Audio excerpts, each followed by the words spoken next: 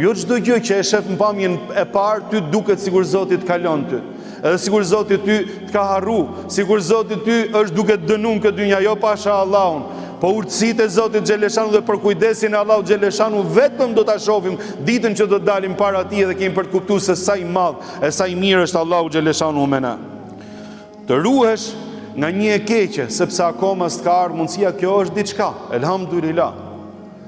Ama të ruhesh nga e keqja, të të vijë e keqja pra, të trokasi me format e ndryshme, me të depërtu, dhe ti mundohesh që me rujt nderin tatë, edhe me rujt raportin me Allahun edhe raportin me familjen tate, pasha Allahun, kjo është një nga gradat më të larta të devotshmërisë edhe të lidhjes me Allahun Xheleshanuhu. Ti thuash keqës pra inni akhafu Allah, siç thot profeti alayhi salatu wassalam në këtë hadith, kjo është qëllimi, që njeriu pra edhe pse ka mundësinë ruhet nga e keqja për hatër të Zotit Xheleshanuhu.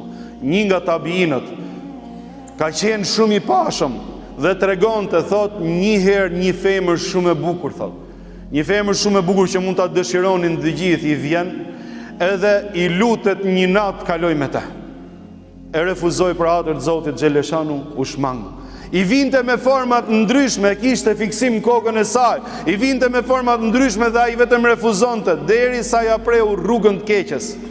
Imagjino se çfarë sprove ka pas me veten e tij, ishte djalë i ri.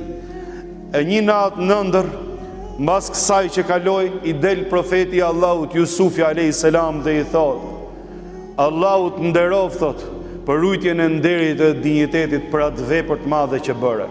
I thot: o profeti i Allahut, thot, po unë, thot, çfarë bëra unë krahasim me ty që të erdhi ty edhe të ngacmoj, si me thonë, të joshi nusja e ministrit.